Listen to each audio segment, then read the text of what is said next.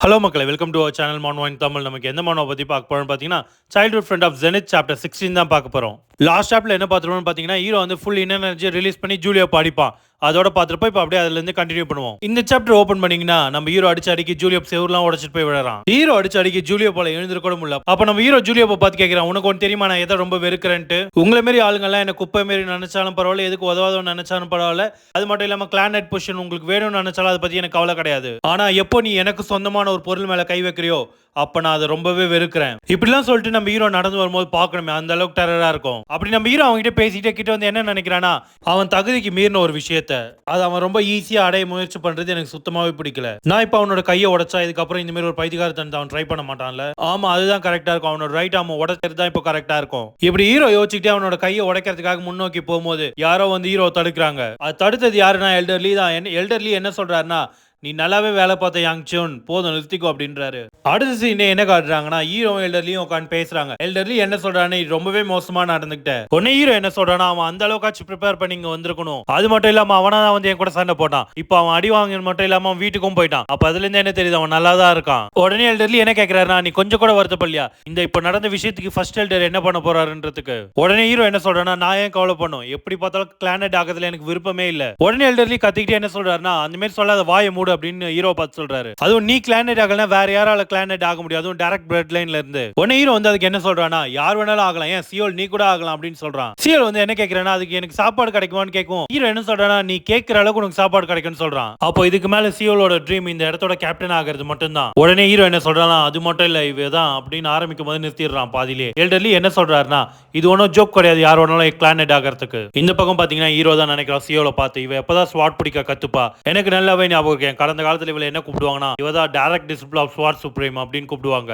அப்ப கண்டிப்பா இவளுக்கு சண்டை போட சொல்லி கொடுத்த ஸ்வாட் சுப்ரீமா தான் இருக்கும். ஆனா எனக்கு தெரிஞ்ச வரைக்கும் இவ இங்க வேலை மட்டும் தான் கத்துட்டு இருக்கா. ஒரு நாள் கூட இவள ஸ்வாட் பக்கத்துல பார்த்ததே இல்ல. அது மட்டும் இல்லாம இவள கடந்த காலத்துல நான் எப்போ பார்த்தேன்னா வின்டர் டைம்ல தான் பார்த்தேன். உடனே ஹீரோ வந்து அதெல்லாம் ஞாபகப்படுத்துறதுக்கு ட்ரை பண்றான். ஆனா அவனுக்கு வந்து எதுவுமே ஞாபகம் வர மாட்டேங்குது. அப்ப ஹீரோ என்ன நினைக்கிறானா, அதெல்லாம் அவ்வளவு ஈஸியா மறக்கிற விஷயமா. ஹீரோ இப்படி நினைச்சிட்டே இருக்கும்போது பார்த்தா சியோல் வந்து யங் மாஸ்டர் நீங்க நல்லா தான் இருக்கீங்களா அப்படின்னு கேட்கறா. எனக்கு நல்லாவே தெரியும் யங் மாஸ்டர், உங்களுக்கு அந்த சண்டையில தலையில அடிபட்டுருச்சு, அதனால நீங்க எவன் போறதுக்கு முன்னாடி என்ன இந்த இடத்தோட கேப்டனா என்ன மாத்திருங்க யங் மாஸ்டர் அப்படி அவர் சொல்லும்போது ஹீரோ வந்து அவரோட தலையிலே ஒன்று வைக்கிறான். இப்படி ஹீரோ சியோல் கிட்ட விளையாடிட்டே இருக்கும்போது எல்டர்லி என்ன சொல்றாருன்னா, சரி இதை பத்தி நம்ம அப்புறம் பேசுவோம், நீ போய் ரெஸ்ட் எடு கொஞ்ச நேரம் அப்படின்னு சொல்லிட்டு கிளம்பி பாக்குறாரு. எல்டர்லி அப்படி கிளம்பிட்டே இருக்கும்போது பாத்தீங்கன்னா ஹீரோ வந்து தடுத்து, நீங்க இப்ப எங்க போறீங்க, நீங்க உங்களோட ப்ராமிஸை கீப் அப் பண்ண மாட்டீங்களா அப்படின்னு கேட்கறான். உடனே எல்டர்லி என்ன நினைக்கிறாருன்னா, இந்த பொடியும் தொலை வேற தாங்கல, சரி நீயே சொல்லு உனக்கு என்ன வேணும், காசா இல்ல ஃபுட்டா. ஹீரோ சிரிச்சுட்டு என்ன சொல்றானா, இல்ல இல்ல எனக்கு அந்த மாதிரி விஷயங்கள்லாம் தேவையில்ல, நான் இப்ப வைக்க போற ரெக்வஸ்ட் வந்து ரொம்ப டிஃபிகல்ட் ஆனது, அதுக்கு உங்களை மாதிரி பவர்ஃபுல் எனஃபா இருக்கவங்களால மட்டும் தான் ஹெல்ப் பண்ண முடியும், அப்படிதான் எல்டர் அப்படின்னு கேட்கறான் ஹீரோ. உடனே எல்டர்லி என்ன கேட்கறாருன்னா, நீ அப்படி என்ன கேட்க போற கேளு. உடனே ஹீரோ வந்து கையை நீட்டி என்ன வந்து சின்சுவானுக்கு அனுப்புங்க அப்படின்னு கேட்கறான். உடனே எல்டர்லி என்ன சொல்றாருன்னா, சின்சுவானா அப்படின்னு கேட்கறாரு.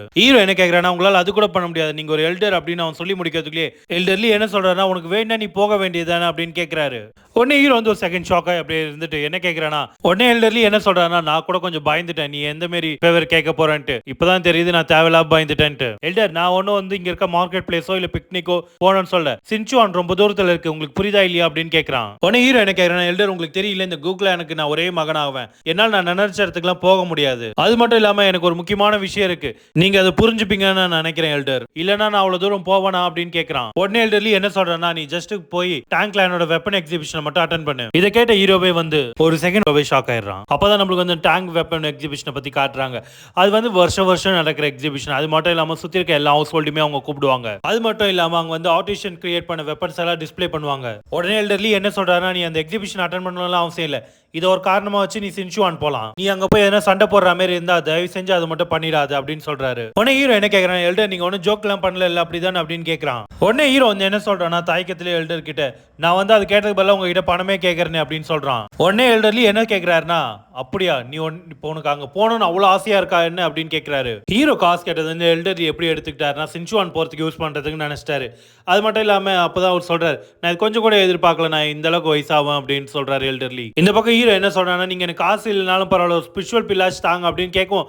இதெல்லாம் ஒரு காதுல கூட போட்டுக்கல ஹீரோ சொன்னதெல்லாம். உடனே எல்டர்லி எழுந்து கத்துறாரு, என்னால எவ்வளவு சீக்கிரமா உன்னை சின்சுவானுக்கு அனுப்ப முடியுமோ அவ்வளவு சீக்கிரமா நான் உன்னை அனுப்புறேன் அப்படின்ட்டு. அது மட்டும் இல்லாம நான் உனக்கு எல்டரோட பவர்னா என்னன்னு காட்டுறேன். எல்டர் இப்படிலாம் சொன்னோடனே அதை கேட்ட ஹீரோ வந்து என்ன சொல்றானா, எல்டர் நான் சொன்னதை திருப்பி எடுத்துக்கிறேன், அதுக்கு பதிலா எனக்கு வேற எதனா கொடுங்கன்னு கேட்கறான். உடனே எல்டர் என்ன சொல்றானா, இல்ல நான் உனக்கு இப்பவே சின்சுவான் அனுப்புறேன் அப்படின்னு கத்துறாரு. அவர் அப்படி சொன்னதை கேட்டோடனே ஹீரோ ஷாக்ல நின்னுட்டு என்ன கேட்கறானா, அதுக்கெல்லாம் வாய்ப்பே இல்லை, நீங்க அதுக்கு முதல்ல ரிப்போர்ட் பண்ணும், அது மட்டும் இல்லாம நானும் அதுக்கு ரெடி ஆகணும் அப்படின்னு சொல்றான். ஹீரோ அப்படி ஷாக்ல இருக்கும்போதே பாத்தீங்கன்னா அடுத்த சீனே வந்து அவனோட கேரேஜ்லாம் ரெடி ஆகி நிக்குது. பின்னாடி வந்து நம்ம பாடி கார்டு வியோ நின்று என்ன சொல்றானா, இது வந்து அவசர உத்தரவு, அது மட்டும் இல்லாம யங் மாஸ்டர் குயாங்சுனை எந்த அளவுக்கு சீக்கிரமா சின்சுவானுக்கு அனுப்ப முடியுமோ அனுப்ப சொல்லியிருக்காங்க. நம்ம பாடி கார்டு வியோன்னு சொன்னதெல்லாம் கேட்டு ஹீரோ வந்து அப்படியே ஷாக்ல சில மாரி நின்றுட்டு இருக்கான். அப்போ பாடி கார்டு வியோன் மறுபடியும் என்ன சொல்றானா, எல்லாம் ரெடி ஆயிடுச்சு யங் மாஸ்டர், நம்ம இப்ப கிளம்பலாம் அப்படின்னு சொல்றான். நம்ம ஹீரோ வந்து ஷாக்ல இருந்து வெளியே கூட வரல, அதுக்குள்ளே பார்த்தா அவன் கேரேஜுக்குள்ள நின்னுட்டு இருக்கான். இப்படி கேரேஜ் கிளம்பினோடனே பாத்தீங்கன்னா பின்னாடி இருந்து எல்டர்லியும் ஸ்வாட் சுப்ரீமான சியலோட தாத்தாவும் நின்னுட்டு அங்க இருந்து எல்லாருமே வழி அனுப்புறாங்க. நம்ம ஸ்வாட் சுப்ரீம் வந்து நம்ம எல்டர்லியை பார்த்து என்ன சொல்றாருன்னா, வா வேலைக்கு போகலாம் அப்படின்னு சொல்றாரு. எல்டர்லி என்ன கேட்கறாருன்னா, நானுமா அப்படின்னு கேட்கறாரு.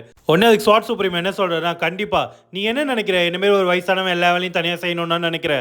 உடனே எல்டர்லியும் ஹெல்ப் பண்றதுக்கு போறாரு. அப்போ எதையோ யோசிச்சுக்கிட்டே இருக்காரு அவரும்.